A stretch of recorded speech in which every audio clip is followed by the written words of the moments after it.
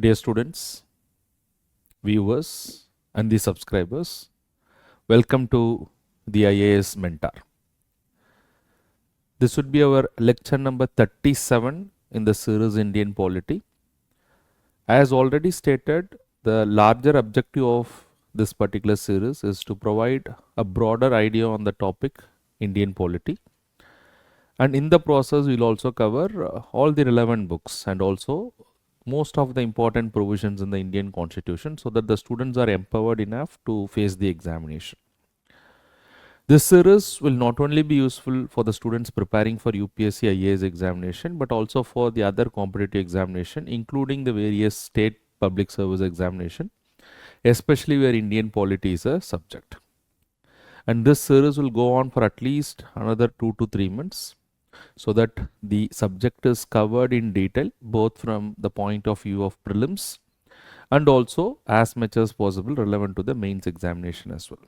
So that's the objective of this particular series, and we are in the process of understanding the fundamental rights. And in the fundamental rights, in the last class we were discussing the right to freedom of religion, that is right from article 25 to article 28 deals with what is called as the right to freedom of religion. In that, if you see article 25 is dealing with more of the rights that is given to the individuals, that's the religious rights exercised and enjoyed by the individuals, where we have seen that as to what is the freedom of conscience and the right to profess, practice and to propagate a religion. On the one hand, all these rights are guaranteed, but at the same time, these rights are not absolute in character. And these rights may be restricted on various grounds, that is on the grounds of public order, health, morality, and also on the grounds of violation of any of the other fundamental rights. And apart from that, the article also gives or enables the state to intervene in the matters of religion. The state can regulate the secular matters associated with the religion. And of course, if the state wants, the state can bring in religious reforms and throw Hindu religious institutions to all sections of Hindus. So this is basically that we have understood. And in the process, we also understood one more thing, is what is called as the doctrine of essentiality, which was innovated by the Supreme Court in the Shirur Mutt case. I'm sure that you would have understood all those things very clearly.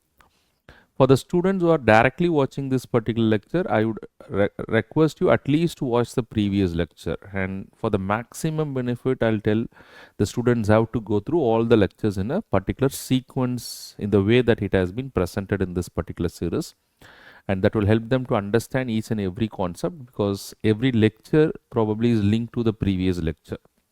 And the couple of lectures may be linked to the previous other lectures as well. So when you come in a particular order, it will be extremely beneficial to the students. But for those students who have already learned and spent some time, probably a year or two in the examination process, for them they can also pick and see certain areas probably where they are not having the conceptual clarity.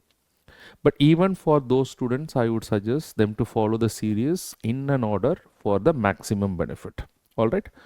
So with that, I'll just come into Article 26 of the Constitution. If you remember in the previous lecture, I said, while Article 26 is conferring rights upon the individuals, whereas Article 26 is conferring right upon the group of people. It's probably dealing with the rights with regard to a religious group. So that is basically the difference between what is Article 25 and Article 26. Article 26 of the Constitution is dealing with the rights that shall be exercised by a group of people, especially when they establish what is called as a religious institution or a religious denomination. So that is what Article 26 is saying. So if you read the title of Article 26, you will understand that it is talking about freedom to manage the religious affairs by religious denomination. That when a particular group establishes a religious denomination, what shall be the right that shall be exercised by a religious denomination is given here. But for us to understand as to what are the rights that shall be exercised by religious denomination as guaranteed under Article 26, first we have to understand as to what is a religious denomination in the first place, and what is a religious denomination is not defined in the Constitution. And it is the Supreme Court of India has given an interpretation and an explanation as to what can be considered to be a religious denomination. So to come within the definition of a religious denomination, there are certain characteristics. First, there should be a group of people who believe in a common faith. That means even within a religion, try to understand, even within a religion, there can be different sects of people or different group of people having different faith and different belief. And to qualify as a religious denomination, there should be a group of people who have a common faith or who have a common belief. Okay, they have a common belief or a common faith, then they establish an institution with an organizational structure. And then they have a distinct name for this particular organization. So then it would qualify as what is called as a religious denomination. Now, once it qualifies as a religious denomination, then that group of people who have established that particular religious denomination shall exercise certain rights.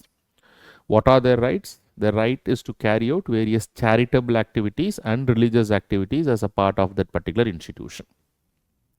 That religious denomination can be a temple which they can carry out lot of religious activities, or it could be any of the other religious institutions where they carry out lot of religious activities, or it is just a charitable institution where that it was established by a group of people believing in a particular faith or a particular belief, where they've established an institution where they carry out charitable activities. Say for example, they can carry out providing free education, health services, free food, shelter, whatever it is. All these charitable activities can also be carried out. So the first right that is guaranteed under Article 26 is that the group of people who believe and have a common faith, they can establish a denomination or an institution where they can carry out what is called as charitable or as well as what is called as religious activities. Now, let me give some examples of religious denominations. Say for example, if you take a Hindu religion, within the Hindu religion itself, there are a lot of religious denominations. Say for example, within the Hindu religion, there's something people who believe in what is called as Shaivites, Vaishnavites. There is something which is called as Anand Marga within Hindu religion, Arya Samaj probably. So in this way, within a particular religion, there could be lot of people who have different faith and different belief. And similarly, if you take, let us assume Islam as a religion, within Islamic religion, there can be people having different faith. There are Shia Muslims, Sunni Muslims, and if you take Christianity, in Christianity also there are Catholics, there are Protestants. In this way, within a particular religion, there can be lot of people or lot of group of people having different faith and belief. But if they have organizational structure and have a distinct name, then they can set up an institution where they can carry out what is called as religious or charitable activities. This is basically a right that is conferred under Article 26 of the Constitution.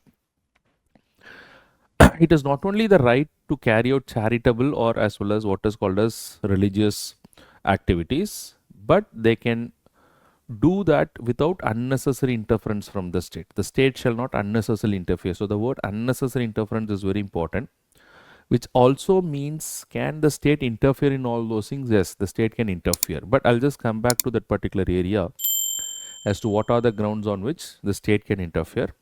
But before we complete this particular argument, you should also make it very clear in your mind that apart from managing the religious or the charitable activities, it is also right of those institutions to what is called as acquire movable and immovable properties. This is also very important. So as a religious institution, they can acquire, own, movable as well as immovable properties. Movable properties are like say vehicles or any property that can move. And immovable properties like land can also be acquired. Buildings can be acquired by the religious institution and they can manage that also. That is also part of their rights. And it is also completely their right to administer such property. That is also guaranteed under Article 26 of the Constitution. But however, what is important is this right to administer or to carry out these activities does not give them the right to maladminister or does not give them what is called as an absolute right. It is subject to reasonable restrictions on the grounds of what is called as public order, health and morality. So try to understand, while Article 26 is conferring a right upon a group of people to establish a religious institution or a denomination wherein they can carry out charitable activities or religious activities without any unnecessary interference from the state. But at the same time, the state can also regulate all those things. On what are the grounds on which they may be regulated, or what are the areas where the state can intervene in the interest of public order, health and morality. Say for example, if there's a religious institution which is carrying out a huge procession, which is part of the religious activities, they are free to do that. But if the state feels that this religious procession can have an impact upon the public order, can disturb the peace and tranquility in the local area, then the state can regulate the religious activities of this particular religious denomination on the grounds of health.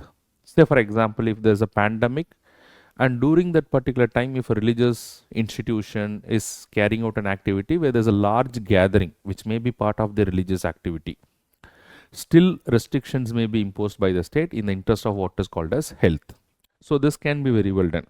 And also on the grounds of morality, if the religious institution is doing something immoral within that particular organization, then that can also be restricted by the state. So that is what you'll have to understand.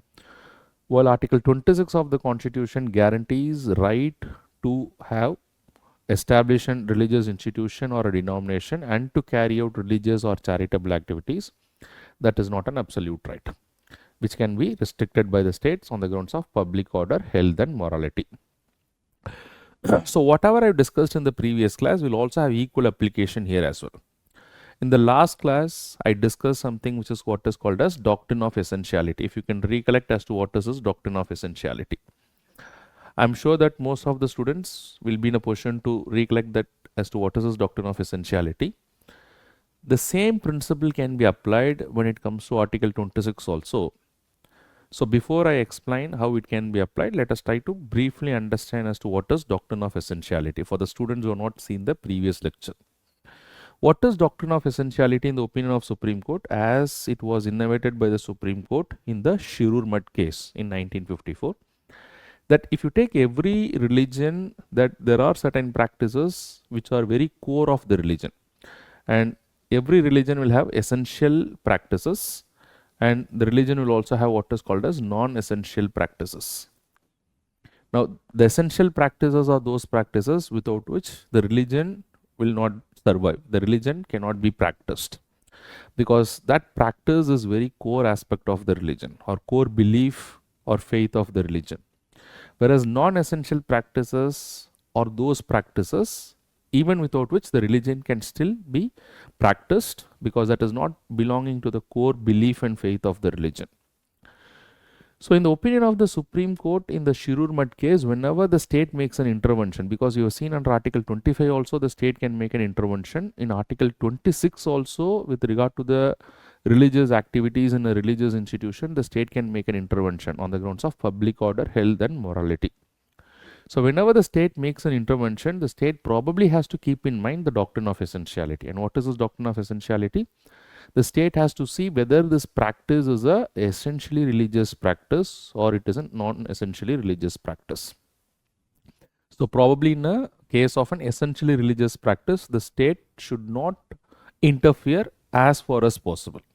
But in case of a non-essential practices, the state can intervene, provided that if it is in violation of public order or in the interest of public order, health and morality. So this is a basic understanding you should have with regard to the Doctrine of Essentiality.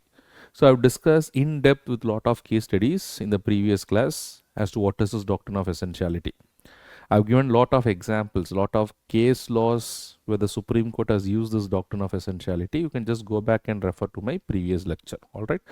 So this is basically what you should understand with regard to Article 26 of the Constitution. Now we are moving to the now we are moving to the next important article, that is Article 27 of the Constitution. And in fact, it is very important because in India before independence, we had a history that the tax were imposed for the promotion of specific religion. And the Constituent Assembly decided that to be truly a secular state, the state shall not promote any religion. And one way of preventing that is that the state shall not impose taxes for the promotion of religion. and that is exactly what is guaranteed under Article 27. That means Article 27 makes it very clear that every individual in our country shall have the freedom from taxation for the promotion of religion. That means we know that the general principle by which a tax can be imposed is by a law. So without a law, the tax cannot be imposed. That is already there in the Constitution. That means if you read that along with this Article 27, it makes it very clear that the state cannot make a law, and by that law they cannot impose tax in the name of religion or for the promotion of religion. That is not possible. So the tax money shall not be collected in the name of religion and for the promotion of religion. Even if it is not collected in the name of the religion, it cannot be imposed upon the people for a promotion of a specific religion. And to that extent, Article 27 is protecting us. That is basically you will have to understand. Now, a lot of things that you have to understand. Now, while the tax money cannot be imposed or collected for the promotion of a religion, but can the tax money that is collected through other ways? So the tax is not collected in the name of religion, but let us assume the government collects direct taxes. The government collect indirect taxes like the goods and services taxes, direct taxes like the income tax, the corporate tax. So these are all tax money. They are not collected in the name of religion. They are collected by the government. Can these taxes be used for the promotion of the religion? That is one question that I wanted to ask. So can the tax money collected from the other purpose, can they be used for the promotion of religion? The Supreme Court has made it very clear they can also not be used for the promotion of religion. That means they cannot be used for the religious activities, but they can be used for the secular activities. That is what is the court has made it very clear. What does it mean by secular activities? Secular activities are those activities which is not associated directly with the religion. It may be peripheral to the religion, but it is not directly associated with the religion of a, it is not directly related to a particular religious activity of a particular religion. Say for example, the government of India has been spending money from its public purse, say conducting various festivals like Kumbh Mela, the Amarnath Yatra. So these are all some of the festivals where the government and probably some of the state governments are also spending the tax money, but where they are spending the tax money is to be seen. They are spending the tax money for the purpose of ensuring public safety. They are ensuring tax money for the purpose of what is called as crowd management, for promotion of tourism, for the health services of the people during such melas. So these are all the areas where the money is spent, but these are all not related to the religious belief or related to the religion per se, but they are all related to what is called as secular activities surrounding that particular religious festival, and hence the money can be spent in those areas, and these money is not related to the promotion of a particular religion. So this cannot be seen as a violation of Article 27. But however, if a money is directly given, say let us assume for constructing of a particular temple or constructing of any of the other religious institutions in any religion for that particular matter, or performance of certain religious rituals, prayers, which is directly considered to be a religious matter, then that may be violative of Article 27 of the Constitution. So this is what the court has said.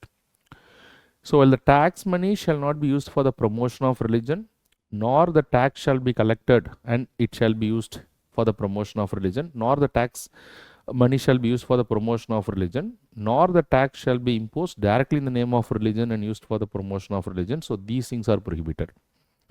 But if the tax money is collected and if that is used for the secular activities associated with a particular religion, then it is not violation of Article 27 of the Constitution. So it has to be very clear in your mind.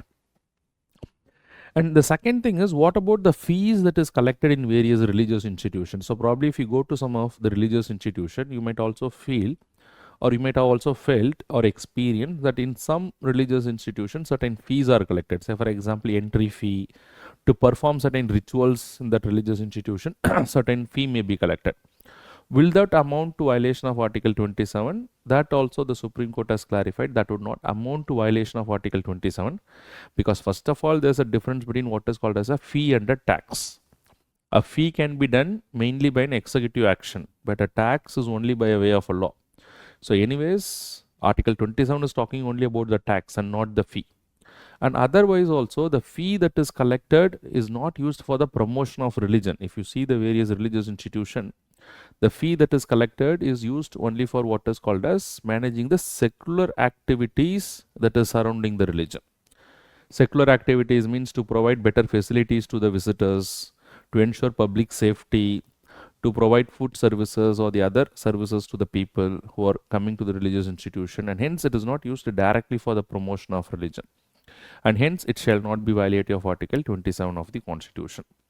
So what you'll have to understand with regard to Article 27 is, to put it in a very simple way, that all people in our country are protected by Article 27, that the state to impose taxes in the name of religion and use the tax money for the promotion of religion, that is not possible.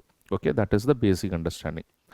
But can the tax money collected through other sources, can that be used to promotion of religion? That also should not be used for the promotion of the religion or the religious matters directly, but that money can be used for the secular activities surrounding the religion, as I have taken the example of how the government is spending money for the crowd management, public safety, deployment of folders when it comes to various festivals in our country. That is allowed because it is not spent for the religious activities, but it is spent for what is called as the secular activities surrounding the religion. So this is basically what you'll have to understand. So I'm sure that Article 26 and Article 27 is quite clear to all of you. So now I'll move to the next article, again an important article which is related to our religious rights, that is Article 28 of the Constitution. Now what is Article 28 of the Constitution is talking about? Article 28 of the Constitution is making it very clear that freedom from attendance to religious instruction and religious worship in certain educational institutions. So this is in line with the secular character of our Constitution. If you read the preamble is saying that we the people of India solemnly resolve to constitute India into a sovereign, socialist, secular, democratic republic. That means if the state is really secular in character, then the state should not impart any religious instruction or religious worship in the state-run educational institutions. But however, not all educational institutions are state-run. Apart from the state-run educational institutions or educational institutions which is completely 100% funded by the state, there are also other types of educational institutions. So what is the status in those education institutions as to what Article 28 says? We'll try to understand that. But before we get into that, first of all, we'll have to understand that what does it mean by religious instruction? What does it mean by religious worship? And Article 28 is saying that any student who is part of the any student who is part of these educational institutions, they have freedom from attendance of these religious instructions or religious worship. Or in other words, they cannot be forced to attend any of the religious instruction or religious worship, especially in a government educational institutions and the other educational institutions as well. But there is a difference as to how it can happen in different educational institutions. I'll come to that particular area.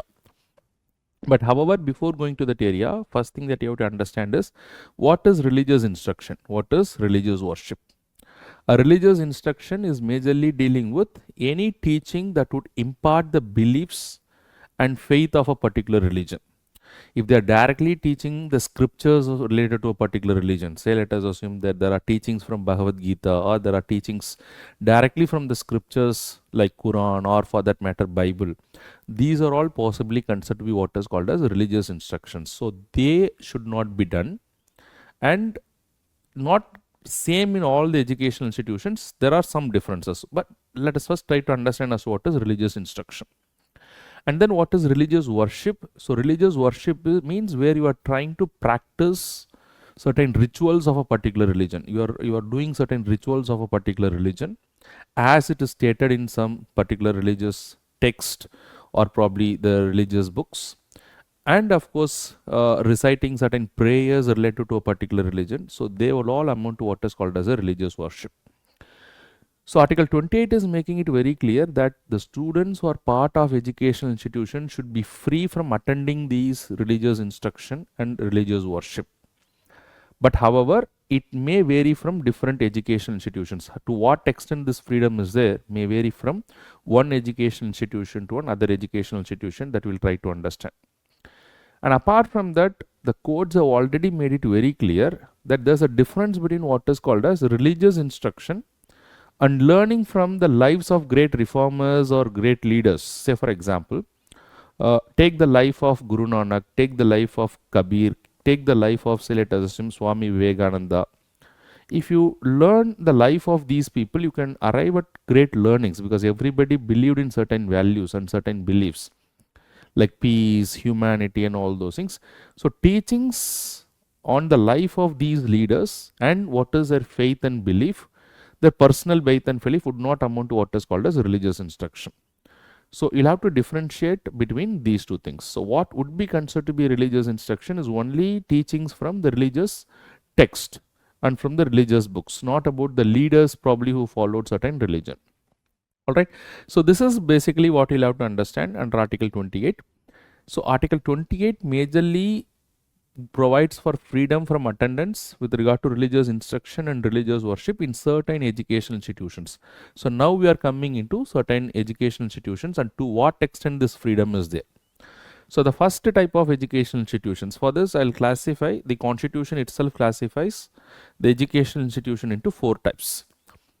The first type of educational institution is an educational institution wholly maintained by the state. That means these are all educational institutions 100% funded by the state, maintained by the state, under the control of the state, be it the center or the state government. It is under the government control. In these educational institutions, absolutely no religious institutions, no religious instructions or religious worship. The state shall not conduct any religious instruction or religious worship as a part of these educational institutions. This is strictly in line with the secular values of our constitution. So, the state is secular in nature. So, they cannot provide any religious instructions or religious worship in any state-run educational institutions. Okay, so that is quite clear.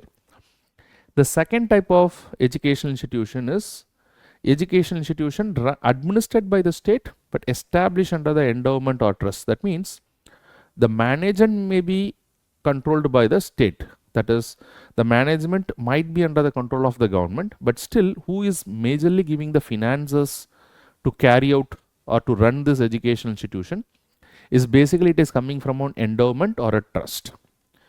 So, what is an endowment? Endowment is specifically a huge donation probably somebody has made. Somebody has given a huge property and that property is giving a sustainable income over a period of time. It could be a land or it could be a any of the other property, but where a sustainable income is there and that income is used to provide education to the certain categories of people or a group of people who are part of that educational institutions. So, if a educational institution is managed by a fund coming from an endowment or by a trust. So, trust is also something where an individual who is donating a huge amount of money or a property and he is also appointing certain group of people as the trustee of that particular property, and he is also stating as to what should be the purpose or where this money has to be used in the future. So, that is how a trust basically functions. Now, assume an educational institutions though administered by the state, the management under control of the state, but the finances are majorly coming from any of the endowment or a trust. In such educational institutions, the religious instructions and religious worship may be performed. Religious instructions may be imparted, religious worship may be done, but however what you'll have to understand is that in such cases that the attendance to these religious instructions or religious worship shall be voluntary in nature. People shall not be forced to attend all these things. That is basically what you'll have to understand. It shall be voluntary in nature. Say let us assume that an endowment which basically establishes a Christian convent school, let us assume. So, in this case the religious instruction or the religious worship is allowed. Say for example, we have madrasas. So, if you take madrasas which basically impart the Islamic religious instruction and probably some religious worship also, that can be imparted because these are all established under endowments or trust, still administered by the state, but there is no issue with regard to all those things, but nobody can be forced to attend these religious instructions or worship. So, it can be voluntary in nature. Now, the third type of institution is basically the private educational institutions. So, private educational institutions not established by an endowment or a trust. These are all private educational institutions established by a private person and who basically is running and managing these educational institutions. But the private educational institutions can be of two types. All the private educational institutions should also be recognized by the state, but not every recognized private educational institution is receiving aid from the state. So some private educational institutions can be autonomous institutions. They may not receive any aid from the state, but some private educational institutions, they are recognized by the state and they also receive some grants or aid from the government. It does not matter whether it is just a recognized educational institutions or a recognized and institution which is receiving aid from the government. In both the cases, they can provide for what is called as religious instruction and religious worship.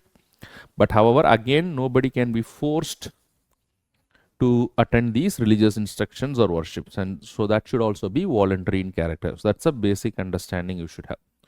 So there are four types of religious educational institutions which are covered under Article 28. So basically the larger idea is that in line with the secular principles of our constitution, basically religious instruction and worship shall not be provided in the educational institutions, but the degree is not the same in different educational institutions. Absolutely no religious instructions or religious worship in state-run educational institutions. But although it is managed by the state, but if it is established by an endowment or a trust, yes, there can be religious instruction and worship, but nobody can be forced to attend all those things. It can be done on a voluntary basis. And there are certain private educational institutions either recognized and receiving aid or only recognized by the state. In both the cases, religious instruction and religious worship are possible. But however, again, the students who are part of these educational institutions cannot be forced to be an attendee of this religious worship or religious instructions. That's basically what you'll have to understand. So now try to understand Article 26, Article 27 and Article 28 is what we have covered. And in the previous lecture, we have covered Article 25. So to summarize all those things, Article 25 is basically a set of rights which is guaranteed to the individuals, which includes a right to freedom of conscience, right to profess, practice and propagate the religion of their choice. But however, again, this is not an absolute right. It can be restricted on the grounds of public order, health, morality, and also on the grounds of violation of any of the other fundamental rights.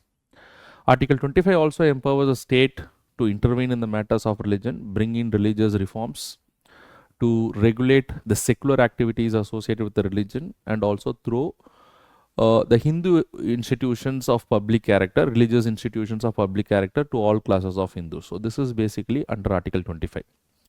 Whereas Article 26 is dealing with set of rights associated with a group of people, especially when they establish a religious institution or a religious denomination, where they can carry out religious activities and the charitable activities of their choice without unnecessary interference from the state to manage the properties of these religious institutions.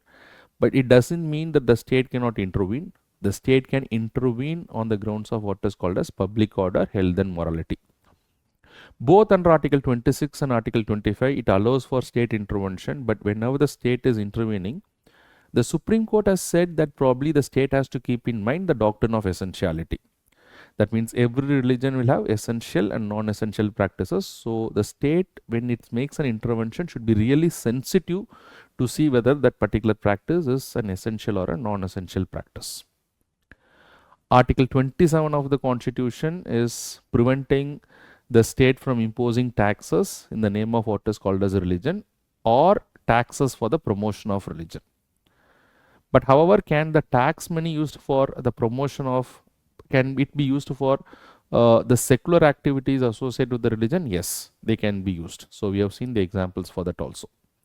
And then the last thing is Article 28, again, in order to establish the secular character of our state, make sure that there shall be freedom from attendance for the students who are part of education institutions with regard to religious instruction or religious worship. So we have understood what is religious instruction, what is religious worship. And the degree of attendance or the degree of freedom with regard to attendance vary from educational institution to educational institution. 100% no religious instruction or religious worship in state-run educational institutions. If it is an educational institution established by an endowment or a trust, though managed by the state, the religious instruction and worship can be imparted, but attendance only on voluntary basis. If it is a private educational institution, either recognized and receiving aid or only recognized by the state, again religious instructions are allowed, worship is allowed, but attendance only on a voluntary basis. So with that, we are coming to the end of the religious rights as well.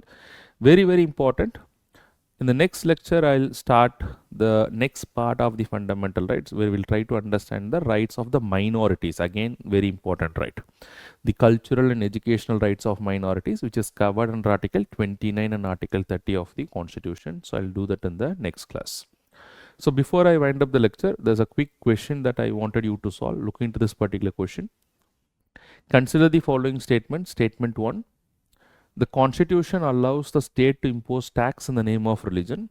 So can the state impose tax in the name of religion or for the promotion of religion? Statement 2. There is complete prohibition for religious instruction in governmental educational institutions under the Constitution of India. So we are talking about a complete governmental educational institutions. So is there a complete ban? So that is what you'll have to understand. Which of the statements given above is or correct? So 1 only, 2 only, both 1 and 2, neither 1 nor 2. So you can put the correct answers in the comment box. All right. And if you have any questions or any queries related to the right to freedom of religion, so you can reach out to me either through my Instagram account or through my Telegram channel. And not only regard to this particular lecture, any doubt that you may have related to the UPSC preparation, you can reach out to me and you can ask me in this channel.